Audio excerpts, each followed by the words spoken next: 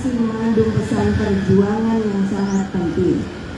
Pertama, dengan kemerdekaan kita hadir sebagai bangsa berdaulat untuk menentukan nasib bangsa dan nasib tanah air di tangan kita sendiri.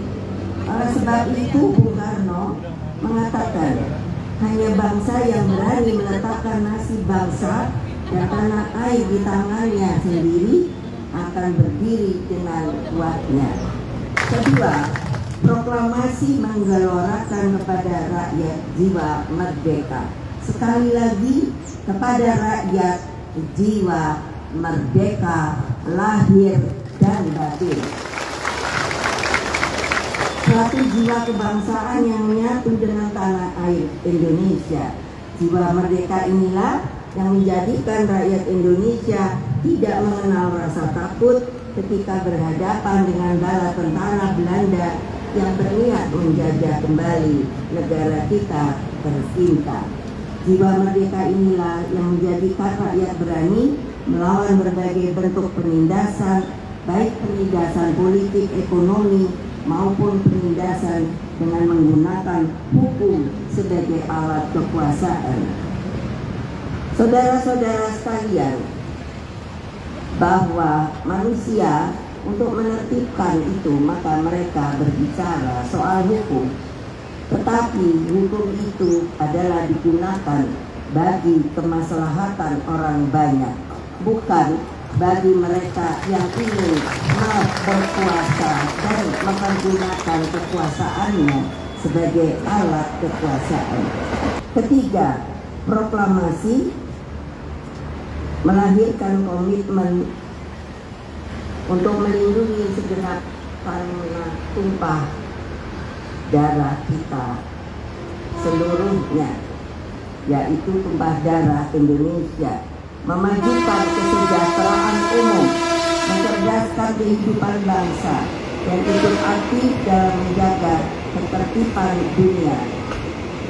Saudara-saudara, bangsaku yang kucintai, peran moral politik terpenting dari seluruh jalan kemerdekaan Indonesia ketika terjadi, Bung Karno menggali seluruh falsafah bangsa, yakni Pancasila pada tanggal 1 Juni 1945. Pancasila berangkat dari falsafah pembebasan terhadap petani, nelayan, buruh, dan seluruh rakyat miskin yang hidupnya menderita akibat imperialisme, kolonialisme, dan kapitalisme. Karena itulah Pancasila melekat dengan narasi keberpihakan di dalam memperjuangkan kemanusiaan dan keadilan. Pancasila mengandung substansi paling mendasar terhadap perjuangan emansipasi agar setiap warga negara mempunyai kesetaraan dan memiliki kedudukan dan tanggung jawab yang sama di mata hukum, tidak ada perbedaan. Dalam seluruh gerak membangun peradaban dunia itu, Bung Karno memberikan ide, suatu pemikiran bagaimana bangsa-bangsa harus hidup berdampingan secara damai. Atas perjuangan Bung Karno, Maroko, Tunisia, Sudan, Aljazair, Pakistan, dan masih banyak negara lainnya yang akhirnya merdeka karena campur tangan ideologi. Oleh sebab itu, rakyat Indonesia jangan melupakan seorang proklamator bangsa. Karena kalau bukan Bung Karno, jangan ada orang mengatakan bahwa Bung Karno itu bukanlah bapak bangsa. Karena Bung Karno pada tanggal 15 Maret 1965 mendapat gelar sebagai pendekar kemerdekaan dan pahlawan Islam melalui konferensi Islam Asia Afrika.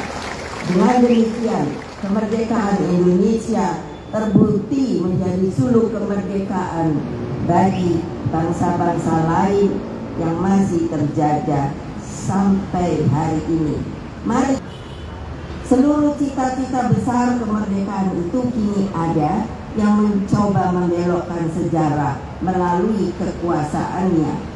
Topangan kemerdekaan yang diletakkan pada kedaulatan rakyat mencoba diganti dengan kedaulatan kekuasaan. Hukum digeser maknanya dari keadilan yang hakiki menjadi alat intimidasi. Konstitusi yang harusnya menjadi landasan pokok bagi pemimpin dan seluruh rakyat Indonesia untuk dijalankan dengan seluruh-seluruhnya ternyata bisa seenaknya dibelokkan arahnya. Produk hukum pun penuh legalitas prosedural tanpa falsafah hukum dan kegunaannya bagi kepentingan rakyat. Seluruh upaya tersebut berjalan secara sistematis dengan kemasan wataknya yang sepertinya populis. Namun yang paling memprihatinkan adalah ketika kedaulatan rakyat sebagai pilar utama demokrasi ini diubah wataknya dan banyak yang dengan rasa takut dalam kehidupannya. Sepertinya untuk berbicara kebenaran pun banyak yang sudah tidak sanggup. Mulutnya terkunci, mulutnya terdiam. Saudara-saudara sekalian yang saya hormati, peringatan proklamasi kemerdekaan ke-79 ini hanya punya arti apabila kita berani menangkap hakikat kemerdekaan yang sejati. Tidakkah kalian bisa membayangkan ketika kemerdekaan itu diminta dengan darah dan air mata, bukan dengan menadak tangan. Lalu kalian pada hari ini melupakan pengorbanan para pahlawan kita. Banyak yang tertembak mati, banyak yang sampai ke tiang gantungan.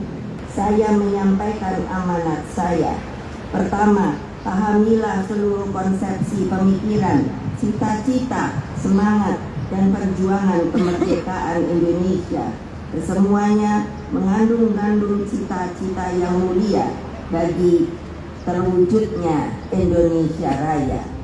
Kedua, gelorakan Pancasila dengan seluruh falsafah kelahirannya pada tanggal 1 Juni 1945. Jadikan Pancasila sebagai pegangan hidup dan jiwa bangsa. Tiga, jalankan Undang-Undang Dasar Negara Republik Indonesia 1945 dengan seluruh-seluruhnya. Genggam semangat persatuan dan kesatuan bangsa, serta perhebat kekuatan gotong royong rakyat agar bangsa Indonesia dapat keluar dari berbagai persoalan sebagaimana pada hari ini kita hadapi saat ini. Keempat, terus bangun optimisme bahwa keadilan dan kemakmuran akan terus hadir selama kita berjuang keras bagi kepentingan rakyat, bangsa, dan negara. Kelima, kita siapkan masa depan Indonesia dengan menggembleng para pemuda-pemudi Indonesia agar menjadi pandu-pandu bangsa yang mumpuni dan berkarakter budaya Indonesia. Sedikit tambahan saya, pemilu adalah sebenarnya suatu wahana untuk menunjukkan bahwa hak rakyat sepenuhnya itu dapat digunakan dengan baik.